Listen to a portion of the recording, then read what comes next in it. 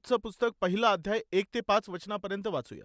शास्त्यांच्या आमदानीत देशात दुष्काळ पडला. त्या दिवसात बेथलहेम यहुदा येथील एक पुरुष आपली स्त्री व 2 पुत्र ह्यांना घेऊन मोवाब देशात काही दिवस राहायला गेला. त्या पुरुषाचे नाव अलिमलेक व त्याच्या स्त्रीचे नाव नामी आणि त्याच्या 2 पुत्रांची नावे महलोन व खिल्योन अशी होती. हे एफ्रातीम म्हणजे बेथलहेम यहुदा येथील रहिवासी होते. ते मोवाब देशात जाऊन राहिले. पुढे नामीचा पती अलिमलेक हा वारला आणि नामी व तिचे 2 पुत्र मागे राहिले. त्या दोघांनी 2 मोवाबी स्त्रिया बायका केल्या. एकीचे नाव अर्पा व दुसरीचे नाव रूथ होते. ते तेथे सुमारे 10 वर्ष राहिले. नंतर महलोन आणि खिल्योन हे दोघे मरण पावले. ह्याप्रमाणे नामी आपले 2 मुलगे व आपला पती ह्यांना अंतरली. प्रियांनो, बायबलमध्ये आपण पाहत आहोत यहुदा प्रांतातील बेथलहेम नगरामध्ये दुष्काळ पडला. बेथलहेम या नावाचा अर्थ आहे भाकरीचं घर. जिथे अन्नधान्य भरपुरीने असलं पाहिजे होतं त्या नगरामध्ये, त्या शहरामध्ये दुष्काळ पडला. लोक अडचणीत आले. एका वेळचं अन्न मिळण्यास देखील कठीण झालं. देवाची प्रजा म्हटलेल्या या लोकांच्या जीवनामध्ये दुष्काळ पडला. याचं कारण काय होतं? लेवियेचं पुस्तक तसंच अनुवादाच्या पुस्तकामध्ये आपण पाहतो, परमेश्वराचे लोक जेव्हा परमेश्वराच्या विरोधामध्ये कृत्य करत होते तेव्हा देव त्यांना शिक्षा करण्याच्या प्रक्रियेत त्यांच्यावरती दुष्काळ, त्यांच्यावरती अवर्षण हे तो त्यांच्यावरती शिक्षा म्हणून पाठवेल असं देवाने अगोदरच सांगितलं होतं. शास्त्रींचं पुस्तक 21 अध्यायातील 25 वचनात आपण पाहतो, त्या काळी इस्रायलाला कोणी राजा नव्हतं. त्यामुळे ज्याला जसं बरं वाटे तसं तो करी असं म्हटलेलं आहे. ते आपल्या मनाला वाटेल तसं जगू लागल्यामुळे त्यांनी स्वतःच आपल्या हातांनी स्वतःवरती दुःख, कष्ट आणि दुष्काळ ओढावून आणला. आपल्याला येथे हे दिसून येत आहे, केवळ ते एकच कुटुंब नाही तर बेथलहेममध्ये राहणारं प्रत्येक कुटुंब, तेथे राहणाऱ्या सर्व परिवारांवरती त्या दुष्काळामधून जाण्याची परिस्थिती आलेली होती. कष्ट आणि विपत्तीमधून त्या लोकांना जावं लागत होतं. पाण्याच्या कमतरतेमुळे तिथे पीक येऊ शकलं नाही. पाऊस पडला नाही, यामुळे त्या लोकांना चांगलं पीक मिळालं नाही. यामुळे ती सर्व प्रजा अडचणीत पडली होती. आता ते जेथे होते तेथे मोठी समस्या आली. प्रिय भाऊ आणि बहिणींनो, आज काही विशिष्ट असे मुद्दे मी तुम्हाला सांगणार आहे. मागील दिवसांमध्ये आपण पाहिलं, अलिमलेक नावाचा एक मनुष्य जेव्हा त्याच्या जीवनामध्ये कष्ट आणि अडचणी आल्या तेव्हा त्याने एक निर्णय घेतला. त्याच्या निर्णयामध्ये अवज्ञा होती. त्याच्या निर्णयामध्ये अपवित्रता होती. त्याच्या त्या निर्णयामध्ये मूर्खपणा होता. ह्या सर्व गोष्टी आपण पाहिलेल्या आहेत. त्याने घेतलेला जो निर्णय होता तो निर्णय कोणता निर्णय होता? बेथलहेमाला सोडून जाऊन मोवाब देशामध्ये जायचं आहे अशा प्रकारे कोणताही विचार न करता त्याने उतावळीने निर्णय घेतला. आणि उतावळीने घेतलेला तो निर्णय किती धोकादायक होता. उतावळीने घेतलेला त्याचा तो निर्णय किती वाईट निर्णय होता. आज आपण अतिशय बारकाईने पाहणार आहोत त्या निर्णयामध्ये असणारा धोका आणि तसंच त्यामधील वाईट वर्तन. या 2 गोष्टींबद्दल आज तुम्हाला सांगण्याची मी आशा करत आहे. प्रियांनो, आज तुमच्याही जीवनामध्ये समस्या आलेल्या आहेत. आज तुमच्या नोकरीमध्ये समस्या आलेल्या आहेत. आज तुमच्या कुटुंबावरती समस्या आलेल्या आहेत. आज तुमच्या व्यवसायामध्ये समस्या आलेल्या आहेत. आज तुमच्या शरीरामध्ये समस्या झालेल्या आहेत. त्या समस्या अचानकपणे आलेल्या आहेत.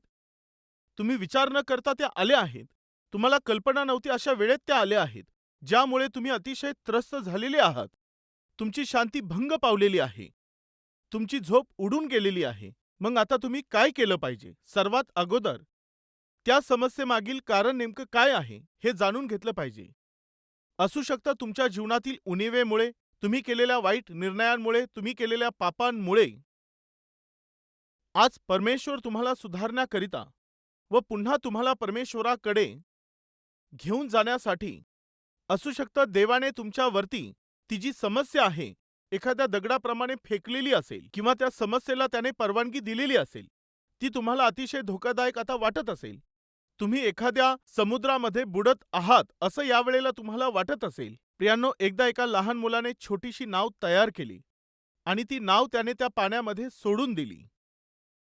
त्याने ती नाव पाण्यामध्ये सोडल्यानंतर ती नाव त्या पाण्यावरती तरंगत होती, परंतु त्या पाण्याच्या प्रवाहामुळे ती जी नाव होती ती हळूहळू किनाऱ्यापासून दूर जाऊ लागली. ती नाव त्याने अतिशय प्रेमाने तयार केलेली होती. त्यामुळे त्या नावेकडे पाहून तो फार आनंदी होत होता, तो खुश झालेला होता. ती नाव खूप चांगल्या प्रकारे त्या पाण्यावरती तरंगत असल्यामुळे तो अतिशय आनंदी झाला होता. परंतु अचानक पाण्याच्या प्रवाहामुळे ती छोटीशी नाव त्याच्यापासून दूर होऊ लागली. मग ती नाव दूर होत असताना पाहून तो अतिशय दुःखी होऊ लागला. माझी नाव माझ्यापासून दूर चालली आहे, ती दूर जात आहे. आता त्याला एका समस्येचा सामना करावा लागला. ती कोणती होती की ज्या नावेला त्याने आपलं समजलं होतं ती त्याच्यापासून दूर जाऊ लागली होती. अशा प्रकारे जेव्हा ती दूर जाऊ लागली तेव्हा असहाय्य स्थितीत काय करायचं त्याला काही समजून आलं नाही. मग हे सर्व काही त्याच्या मोठ्या भावाने पाहिलं. मग मोठ्या भावाने ते पाहून त्याने काय केलं की त्याच्या जवळ असणारा मोठा दगड उचलला व तो दगड त्याने त्या नावेच्या त्या बाजूला टाकला. मग अशा प्रकारे तो दगड टाकल्यामुळे ती जी नाव होती तेथे तयार झालेल्या लाटांमुळे ती नाव इकडे तिकडे डगमगू लागली. मग हे पाहून लहान भावाला अतिशय दुःख वाटलं आणि त्याला फार राग देखील आला. एकीकडे जी माझी नाव होती ती माझ्यापासून आता दूर होत आहे, तर हा जाणून बुजून त्या नावेला माझ्यापासून दूर करायचा आहे, तिला पाण्यामध्ये बुडवून टाकायचं आहे यासाठी, आणि मला रडवण्याकरिता हा तिच्यावरती दगड मारत आहे. अशा प्रकारे तो मुलगा विचार करू लागला. तू दगड फेकू नकोस, ती बुडून जाईल. अशा प्रकारे दगड टाकू नकोस, ती आणखी दूर होईल, असं तो बोलू लागला. परंतु मोठ्या भावाने लक्ष दिलं नाही आणि पुन्हा तो काही दगड त्या नावेच्या पलीकडच्या बाजूला टाकू लागला. दगड फेकत राहिला. मग अशा प्रकारे तो दगड टाकत असताना लहान भावाने हे सर्व पाहून तो लहान भाऊ अधिकच दुःखी होऊ लागला. तो विचार करू लागला की मोठ्या भावाने माझी मदत केली पाहिजे, मला त्याने सहाय्य केलं पाहिजे, मला ती नाव मिळावी यासाठी मदत केली पाहिजे. परंतु आता हा नेमकं काय करत आहे, पण माहिती नाही का हा नेहमीच मला त्रास देत असतो, असं म्हणून तो त्याच्या विरुद्ध कुरकुर करू लागला. आणि दगड टाकत असणाऱ्या आपल्या भावाकडे पाहून तो बोलला, असं करू नको, माझी नाव तिथे बुडून जाईल. पण तो मोठा भाऊ काय करत आहे हे लहान भावाला समजून येत नव्हतं. एकीकडे आतल्या आत तो तळमळत असताना, चिंता करत असताना, दुसरीकडे जी नाव पाण्याने डगमगत होती आणि आत चालली होती, त्याने बारकाईने पाहिलं तेव्हा आत जाणारी ती नाव हळूहळू करत धीराधीराने ती जी नाव होती ती किनाऱ्याकडे येऊ लागली. याचं कारण होतं की तो मोठा भाऊ जो होता तो प्रेमळ होता आणि आपल्या लहान भावाची समस्या दूर करण्यासाठी तो काय करत होता, तो दगड उचलून त्या नावेच्या पलीकडच्या बाजूला टाकत होता आणि तिकडे दगड टाकल्यामुळे लाटा उसळत होत्या आणि त्या लाटा तयार झाल्यामुळे जी नाव पलीकडे चाललेली होती ती आता हळूहळू करत ती किनाऱ्याला येऊन पोहोचली आणि त्या लहान भावाची जी समस्या होती त्या समस्येचं उत्तर त्याला मिळालं. याचं कारण काय होतं की त्याच्यावरती प्रेम करणारा त्याचा मोठा भाऊ जे करत होता त्याने त्याचं नुकसान होत आहे असं त्याला दिसून आलं, परंतु त्यामध्ये त्याचं नुकसान नव्हतं, तर उलट त्याच्यापासून दूर होत असणारी त्याची जी नाव होती ती जवळ आणण्याकरिता मोठ्या भावाने केलेली ती मदत होती. प्रिय भाऊ आणि बहिणींनो, कृपया लक्ष द्या. जेव्हा आपण आपल्या जीवनामध्ये एखादी चूक करत असतो किंवा एखादा वाईट निर्णय घेतो, त्या वाईट निर्णयांमुळे, त्या चुकांमुळे जे आपल्या आवडीचं असतं, जे आपल्या जवळ असतं, ते आपल्यापासून गमावण्याच्या स्थितीमध्ये आपण जात असतो, तेव्हा त्या वेळेला देव आपल्यावरती काही दगड फेकत असतो. म्हणजे तो आपल्या जवळ काही दगड टाकत असतो. मग ते दगड तुमची आर्थिक अडचण असेल, ते दगड तुमची नोकरी जाणं असेल, किंवा ते दगड तुमच्या जीवनामधील आलेले आजार असतील, किंवा ते दगड एखाद्या विपत्तीसारखे असतील. परंतु जर तुम्ही बारकाईने पाहिलं तर जो देव तुमच्यावरती प्रेम करतो तो तुम्हाला आपल्या जवळ घेण्याकरिता असे काही दगड टाकत असतो. जसं मी सांगितलं की ते दगड वेगवेगळ्या रूपामध्ये येऊ शकतात. अशा वेळेला तुम्ही देवाविषयी गैरसमज करून तुम्ही समस्येकडे समस्या म्हणून न पाहता माझा परमेश्वर माझ्या बाजूने आहे आणि जर मी एखादी चूक केली असेल तर त्या चुकीला मी सुधारावं याकरिता त्याने या क्लेशांना आणि या कष्टांना परवानगी दिलेली आहे, हे तुम्ही जाणून घ्याल तर खूप बरं होईल. बेथलहेमात जेव्हा दुष्काळ पडला तेव्हा लोक समस्येत अडकले. तो दुष्काळ पडला तेव्हा त्या बेथलहेम येथील लोकांनी काय केलं पाहिजे होतं की त्यांनी नियमशास्त्र वाचलं पाहिजे होतं, देवाचं वचन त्यांनी वाचलं पाहिजे होतं. जेव्हा आपण वचन वाचत असतो, वचनावरती मनन करत असतो, तेव्हा आपल्या जीवनामध्ये असणारे अनेकशे संकट किंवा वेगवेगळ्या प्रकारच्या अडचणी असतील किंवा विरुद्ध असणारं वातावरण असेल, ते आपल्या जीवनात का येतात व असं वातावरण आल्यावर किंवा असं घडल्यावर आपण काय करायला पाहिजे हे परमेश्वराचं वचन आपल्याला शिकवत असतं. विपत्तीमध्ये पडतो तेव्हा देवाचं वचन आपल्याला शांती देत असतं. आपण आजारी पडतो तेव्हा देवाचं वचन आपल्याला आरोग्य देत असतं. जेव्हा काय करायचं आपल्याला समजत नाही तेव्हा वचन आपलं मार्गदर्शन करत असतं. जेव्हा तुम्ही अंधकारामधून जात असता तेव्हा तुम्हाला प्रकाश देणारं हे परमेश्वराचं वचनच आहे. जेव्हा तुम्ही कोसळत असता तेव्हा तुम्हाला वचन उभं करतं. जेव्हा तुम्ही हताश आणि निराश होता, तुम्हाला प्रोत्साहित करणारं वचन आहे आणि तुमच्या मार्गाकरिता प्रकाश आणणारंही वचनच आहे. तसंच तुम्हाला जे पवित्र करतं ते वचन आहे. जे तुम्हाला बलवंत करतं, जे तुम्हाला जागं करत असतं, ते वचनच आहे.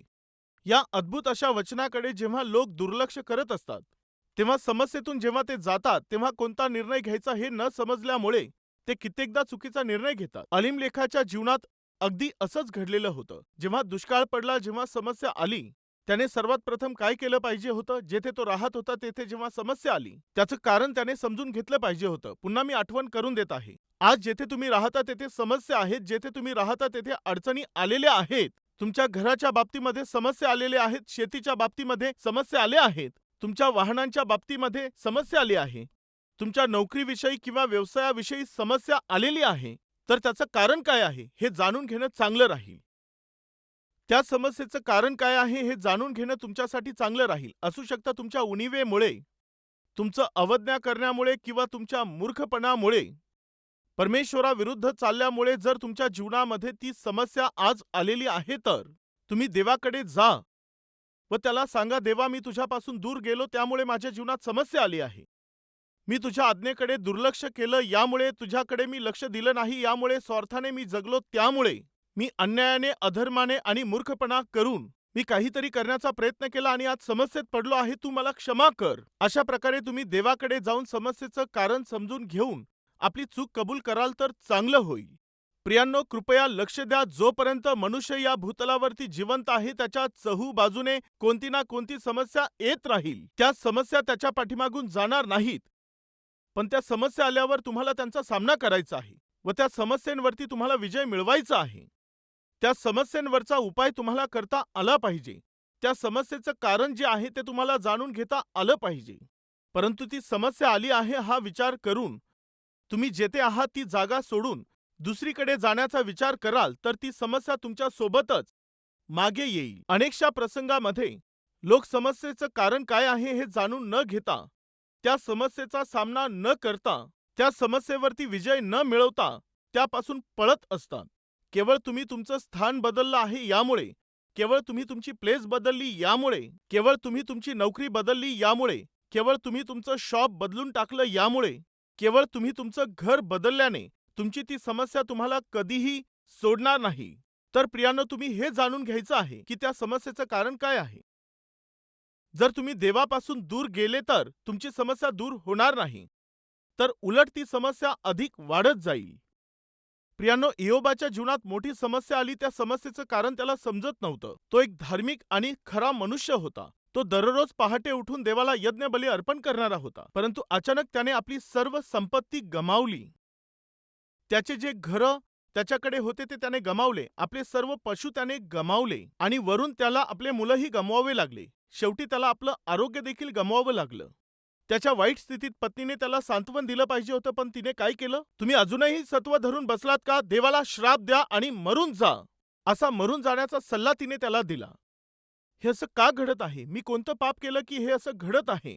असं म्हणत त्याने खूप प्रश्न केले, स्वतःला फार तपासलं, पण त्याला उत्तर मिळालं नाही. एका वचनात त्याने असं विचारलं, परमेश्वरा, माझं पाप किती आहे? माझा अधर्म किती आहे? तुझ्यामध्ये आणि माझ्यामध्ये कोणती आडभिंत आहे ती तू मला दाखव, मी ती सुधारून घेईल. असं म्हणत त्याने आपलं हृदय देखील पडताळून पाहिलं. त्याने आपल्या मनाला फार पारखलं. त्याने अनेक प्रश्न केले, पण त्याला उत्तर मिळालं नाही. आता मी काय करावं? एवढे वर्ष मी परमेश्वरावरती विश्वास ठेवला, मी त्याच्यावरती अवलंबून राहिलो. त्याच्या आशेप्रमाणे मी जीवन जगलो. माझ्या मुलांना मी देवामध्ये ठेवलं. मी निस्वार्थ जीवन जगलो. मी सात्विकतेने जगलो. इयोबाच्या पुस्तकामध्ये पहिल्या अध्यायामध्ये जर तुम्ही वाचलं तर संपूर्ण भूतलावर इयोबासारखा सात्विक, सरळ आणि देवाला भिवून वागणारा कोणी नाही, ही साक्ष देवानेच दिली आहे. इयोबाच्या तोडीचा सात्विक, सरळ व्यक्ती जर भूतलावर नाही अशी साक्ष देवानेच दिलेली आहे, तर सांगा, ते कष्ट का आले होते? ते संकट का होते? आता त्याने काय केलं पाहिजे होतं? देवापासून पळून गेलं पाहिजे होतं का? हा देव कोणत्या प्रकारचा देव आहे? मी केलेल्या प्रार्थनेचं काय झालं? मी ठेवलेल्या विश्वासाचं काय झालं? मी एवढा विश्वास ठेवला, एवढी प्रार्थना मी केली, एवढं दान दिलं, पण आज माझ्या जीवनात हे कष्ट आणि विपत्ती परमेश्वराने का आणले आहेत? मी त्याला सोडून देईल असं म्हणून जर इयोबाने विचार केला असता, तर अलीमलेखाप्रमाणे योबाचं जीवन देखील नष्ट झालं असतं. पण योबाने एक निर्णय घेतला. कोणता निर्णय घेतला माहीत आहे? योबाचं पुस्तक अध्याय 13, 15वे वचन. समस्या आल्यावर कोणता निर्णय घेतला पाहिजे? योबाने कोणता निर्णय घेतला पाहूया. योब बोलत आहे.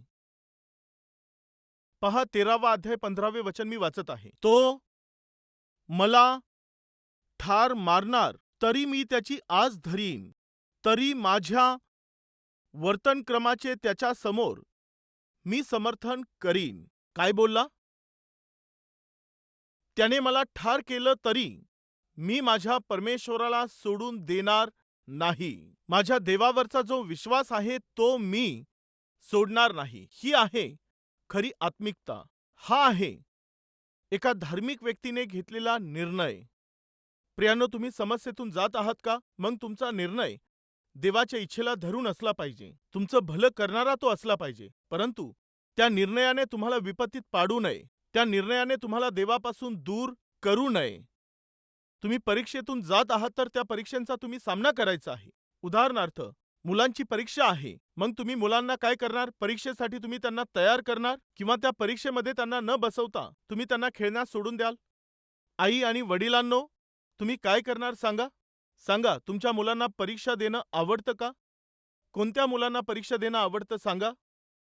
सामान्यपणे मुलांना परीक्षा देणं आवडत नाही. परंतु आई म्हणून, वडील म्हणून तुम्ही काय कराल? तुम्ही तुमच्या मुलांना परीक्षेसाठी निश्चित तयार कराल.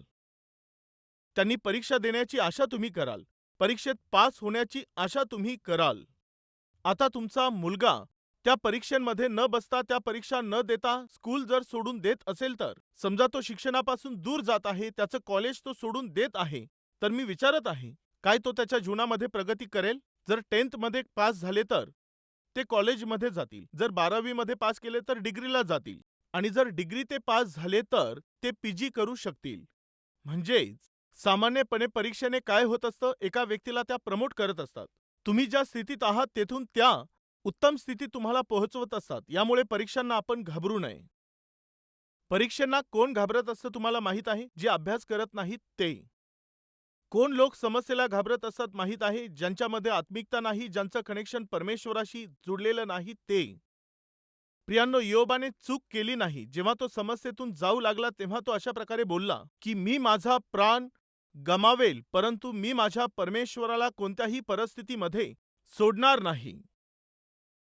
जरी याचं कारण मला समजलं तरी काही हरकत नाही. मी या आजारांनी त्रस्त होत आहे. यात देवाने मला मारून टाकलं तरी मी माझ्या परमेश्वराला कधीही सोडू शकत नाही. मी जगण्यासाठी धडपड करणार नाही. कशामुळे? परमेश्वराला सोडून निरोगी जीवन जगण्यापेक्षा चांगलं आहे परमेश्वरात राहून रोगामध्ये जीवन जगणं. हेच माझ्यासाठी चांगलं आहे. हे विचार धार्मिक असणाऱ्या योबाचे विचार होते. प्रियांनो, देवाच्या विरहित तुम्ही धनामध्ये राहून, तुम्ही परमेश्वराला सोडून नोकरी करून व परमेश्वराला सोडून तुम्ही श्रीमंत होऊन जगणं यापेक्षा चांगलं आहे तुम्ही परमेश्वरात राहून एखाद्या झोपडीमध्ये राहणं आणि एक वेळचं अन्न खाणं. त्यामध्ये शांती आहे, आनंद आहे व स्वस्थता आहे. हे तुम्ही कधीही विसरू नका अशी मी प्रभूमध्ये तुम्हाला विनंती करतो.